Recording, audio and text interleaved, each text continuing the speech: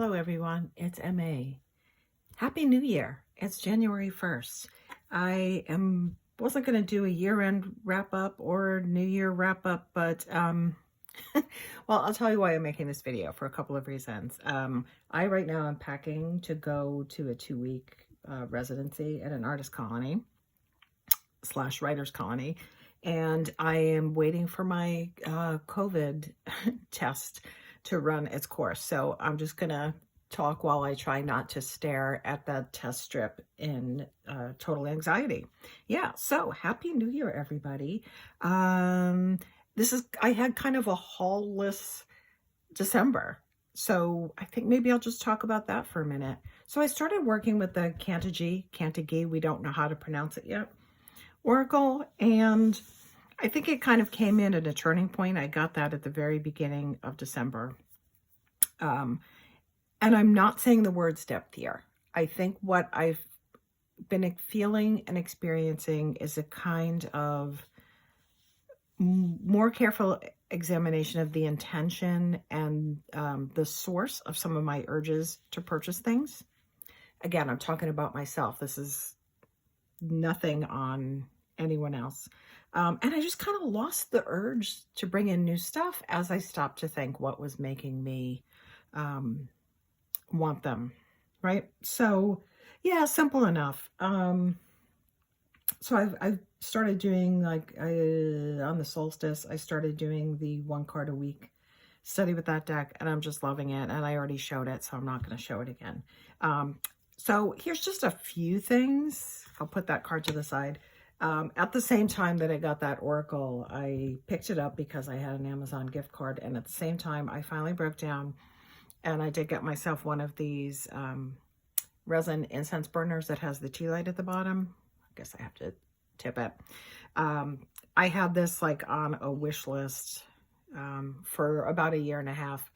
And, you know, I finally used the credit to get it. You have to put tea lights in it, but I've lined the upper bin with a little bit of tin foil so the resin doesn't bubble. And I'm not just using it for resins, I'm using it for herbs. And I've got to say, I'm really, really loving it. There's no smoke, it's just the aroma, and I'm very happy with it. And before I got it, I had made a batch of Yule incense, loose incense. I just don't like charcoal. I don't like lighting it in the house. It lasts too long. Sometimes I only want to burn something for about 5 minutes. So, you know, kind of what motivated me here is starting to shop within my own house, right? And say, what have I got in my cupboard, you know?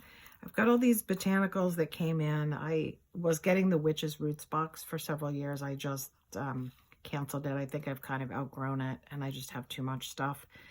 And I just started to play with making incense blends, some of which I can get to ignite on their own, but they work great in that burner.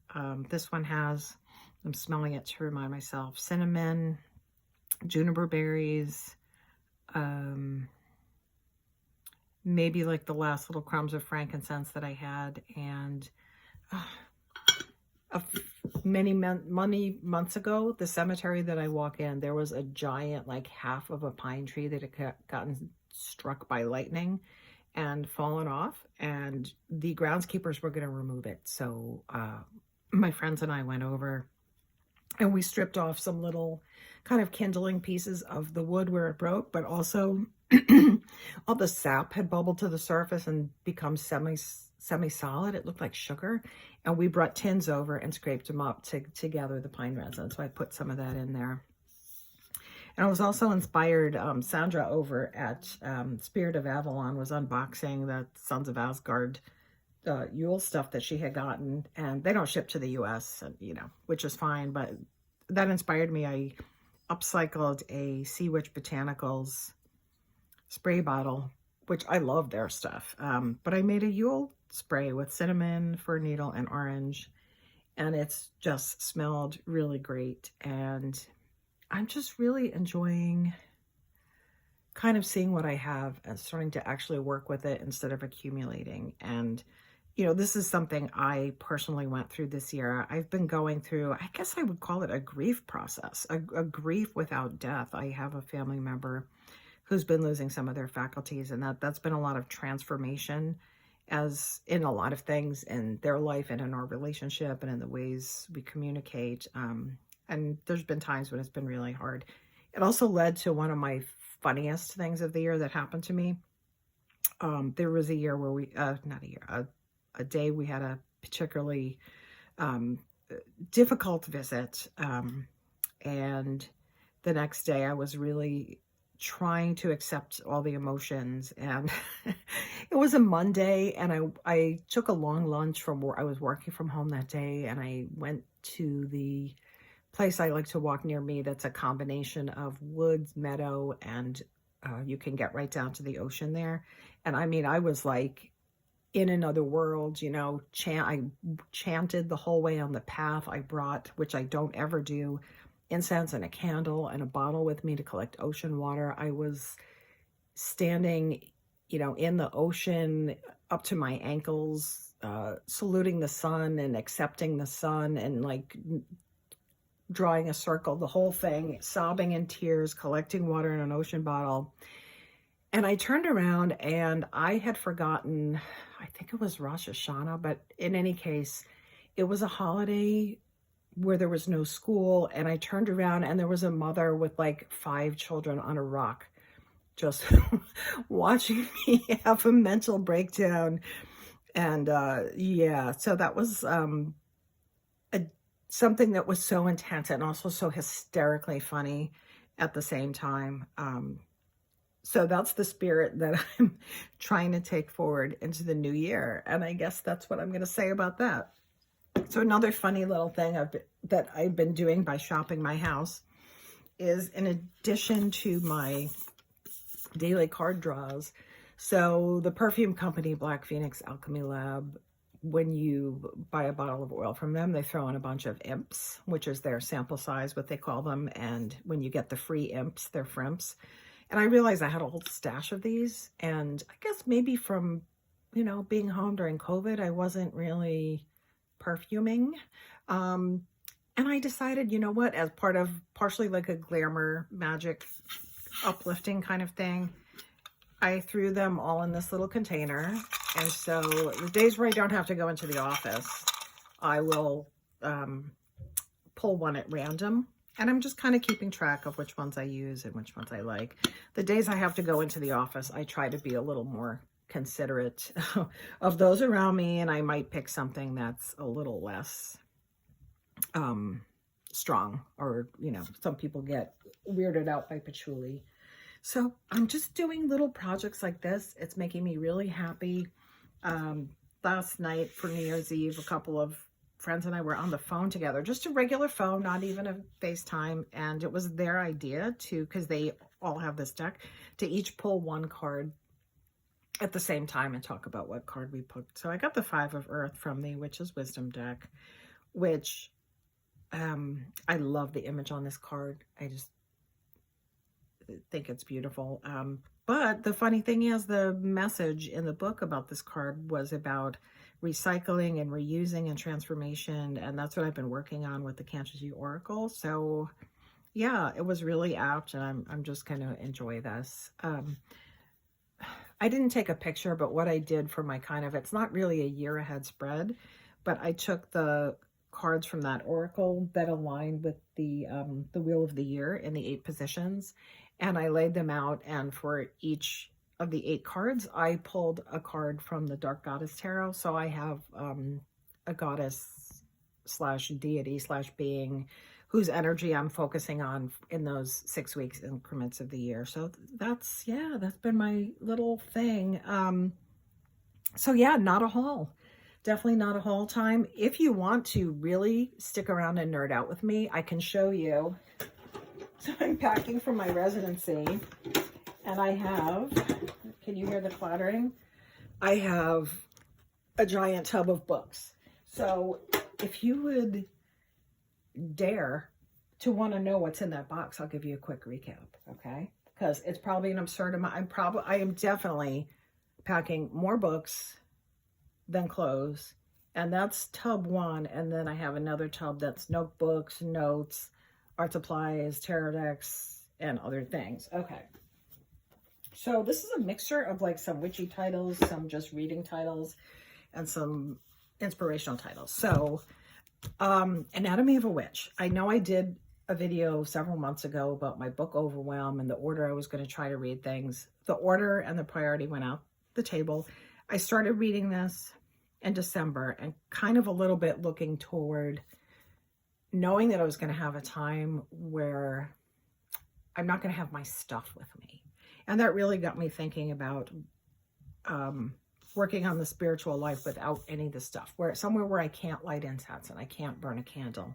And what is that going to be like? And what other ways can I embody this? And I'm happy that I got the book. I didn't really feel the urge to get the Oracle, but I'm loving this. Okay, so I'm not going to talk this much about every book. Okay. This one, The Transpoetics, Kristen Privilette. I'm working with some of the meditations in here for trance writing.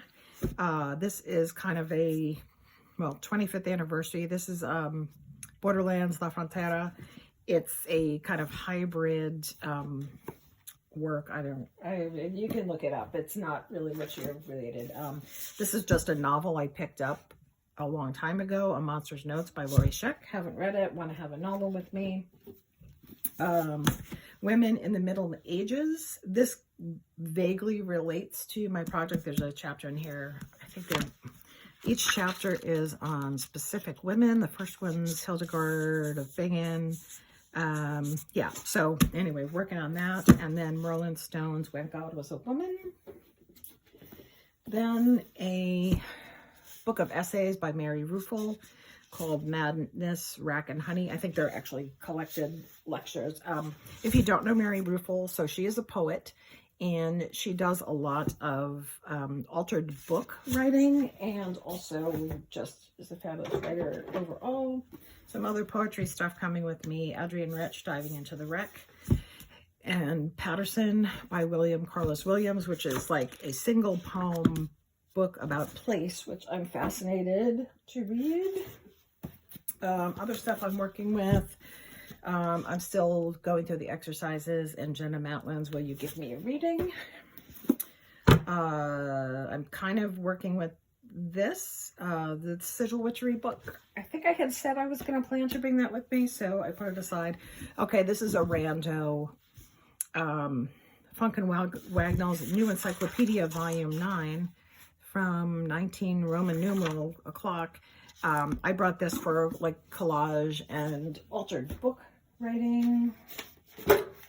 I have some inspirational notes from the latest issue of Poets and Writers, including some rituals by C.A. Conrad, who I will talk to you about some other time, about doing some rituals.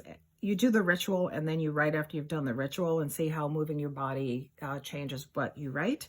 For example, one of the rituals is say, yes, I am a kitten. And you can put milk, whatever kind you enjoy. They happen to be vegan, so they said soy milk. So you put milk in your palm and lap it up with your tongue and look at it and meow and then go write your poetry. Yeah. Then I have a couple of old issues of American Poetry Review, which are from 2021, and I haven't read them yet. And I like to read them and then cut out words and make, and glue down some words with glitter glue to make a poem. Let's see, this is just a copy of a literary review, Bennington Review, which I haven't had time to read yet. Only three more. This is Incarnadine, a book of poems by Mary Zisbeth that I brought for reference. This poem by Annie Finch, Among the Goddesses, an Epic Libretto and Seven Dreams, which I haven't had time to read yet. I got it from her 3 years ago. She signed it with her orange pen. And the last one is She Wears a Crown of Thorns, which is direct research relating to something I'm writing about. It's about a woman who lived in the same town where I was born and also was born in the same very rural, very poor town in Quebec that my great-grandmother was from, and then they lived down the street from each other in this town in Rhode Island. So yeah, so that's my bucket of books, and that's what's happening for the next couple of weeks. And, okay, Sylvain started his 365 Yellow Bricks tag. I watched it this morning. I'm so excited. I shared a post about it. I think it's really fun. And if you know, I know I've been meaning to go back and read those original Wizard of Oz books and never gotten around to it. And I found you can get an easily accessible e-copy. And I don't like to read books online, but because this is a, children's books, the large font format works pretty good. And yeah, so I'm following that, and it was the perfect thing at the perfect time for me. So thank you, Sylvain. And that's about it. So we're going to see what happens in 2023. That's it. I hope you all have a great year. Thanks for watching if you did. Bye.